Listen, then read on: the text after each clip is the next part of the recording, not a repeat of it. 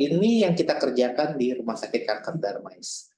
Apabila pasien datang, terutama kan kalau sudah ke rumah sakit itu rata-rata datang sudah dengan penyakit tuh, sudah atau sudah ada meta, sudah ada stadium 2, stadium 3. Yang kita kerjakan itu berdasarkan stadium.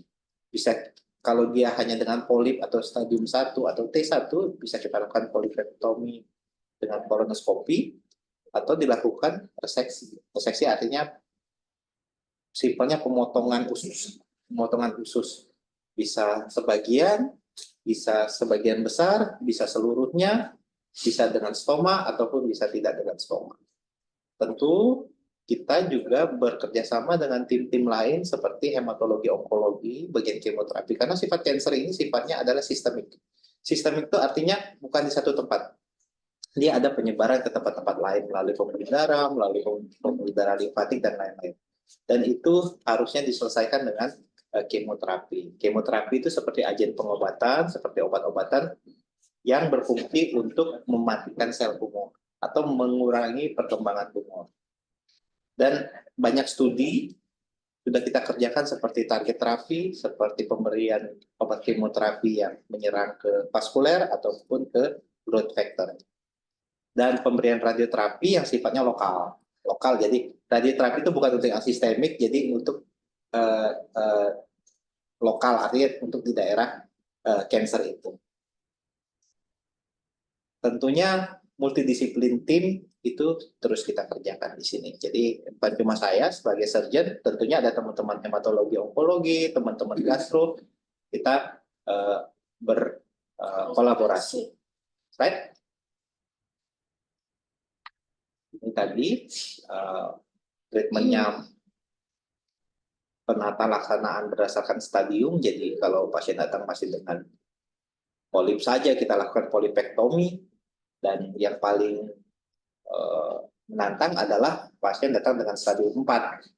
Tentunya kita lakukan pembedahan, kemoterapi atau target terapi. Pembedahannya bisa sampai kita lakukan reseksi pada tumor khususnya, dan untuk metastasisnya atau penyebarannya kita lakukan reseksi juga, atau dikombinasi dengan sistemik terapi. Sistemik itu kemo ya. Baik. Slide boleh. Ini sedikit preview mengenai anatomi usus besar, usus halus. Jadi posisi kanker kolorektal itu tuh ya, itu saya harus ada dari usus buntu sampai ke anus. Nah itu yang dinamakan usus besar. Dan lebih sering, bukan tidak ada tumor-tumor di usus halus, tidak ada, tetapi yang lebih sering dan lebih banyak kasusnya adalah kanker kolorektal atau kanker usus besar. Slide. Tadi faktor resiko sudah kita sebutkan, ya tentunya ya diet rendah serat, tinggi lemak. Mungkin kita bisa hitung-hitung nih berapa gram sih para makan sayur dalam sehari gitu. Kebanyakan makan sosis atau nugget atau bakso dan lain-lain. Itu mungkin kita bisa kita bisa hitung. Kemudian usia, tentunya resiko meningkat dengan bertambahnya usia. Paling banyak 60 sampai 70 tahun. Tapi sekarang sudah mulai bergeser nih. Usia-usia di bawah 60 tahun, 50, 40, usia muda sudah mulai banyak. Mungkin ini harus direvisi lagi. Tapi secara common, secara general, bahwa kanker meningkat pada bertambahnya usia itu sangat mungkin dikarenakan dengan imunitasnya yang berkurang, kemudian angka hit dari onkogennya yang terlalu sering, paparan dari karsinogenik material. Kemudian misalnya pasien ada polip pada kolon, misalnya polip itu sejenis daging yang tumbuh bertangkai di dalam usus, itu sifatnya jinak, tetapi kalau tidak dibuang, dia cenderung akan berkembang menjadi kanker. Jadi pada pasien-pasien dengan dideteksi dini didapatkan kolonoskopi, didapatkan polip, langsung dibuang polipektomi. Jadi nggak perlu potong usus, nggak perlu kemo, nggak perlu apa-apa. Langsung tata laksana. Jadi itu fungsi deteksi dini ya.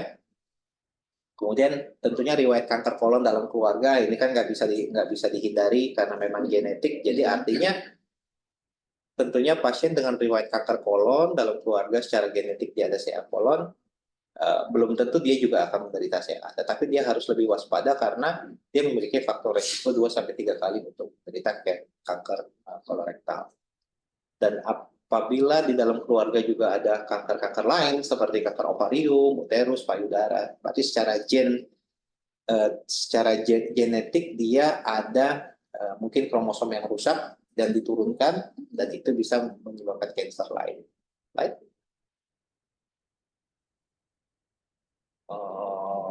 Ya, konsumsi buah-buahan, terutama diet lah.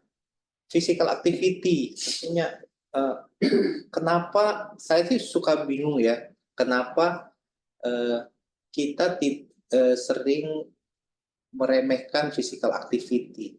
Padahal di dalam campaign cancer prevention, physical activity itu minimal 30 menit physical activity. Nah, ini kita sudah sangat lupa gitu. Mungkin teman-teman di Jakarta sendiri ya mau pergi kerja jam 5 subuh sampai ke rumah jam 8 malam, begitu terus. Hari Sabtu Minggu mageran. Nah, itu achievement untuk physical activity. Physical activity bukan buat performance, tapi melainkan kita memiliki aware bahwa salah satu cara untuk mencegah cancer adalah replacement of the cells.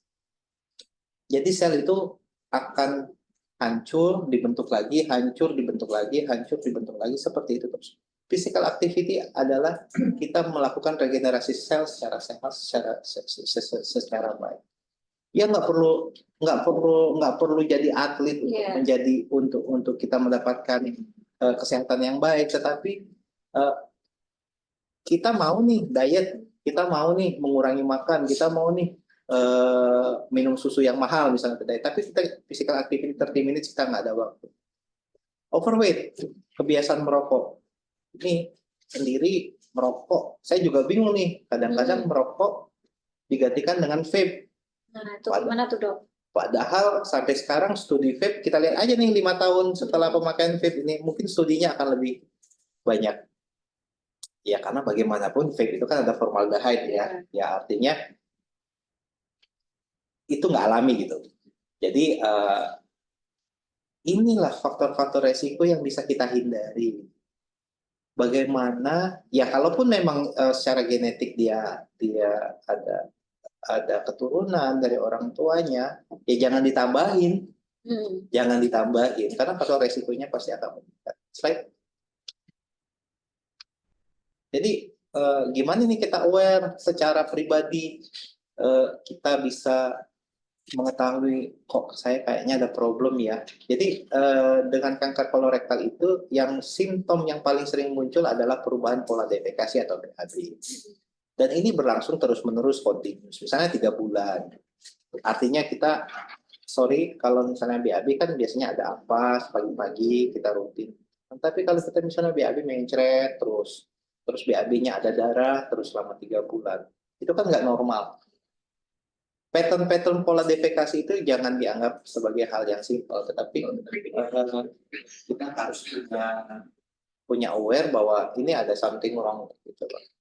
Memang yang paling bagus negara-negara maju sudah harus mempertimbangkan mandatory colonoscopy. Colonoscopy itu cara yang paling simpel, cara paling ringan, dan cara yang paling tidak invasif untuk mendeteksi kanker kolorektal secara cepat. Even itu muncul polip.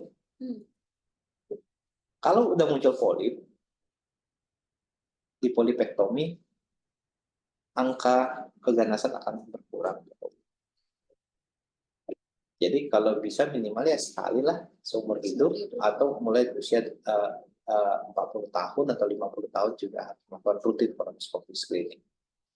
Kemudian berat badan turun tanpa sebab yang jelas. Artinya cancer sendiri adalah sifatnya itu melakukan, ya simpelnya nutrisi-nutrisi harusnya diserap oleh tubuh diserap oleh cancer gitu loh. Itu simpelnya.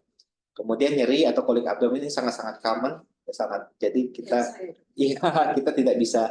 kita tidak bisa menjudge, oh saya kena cancer atau apa. Anemia karena perdarahan.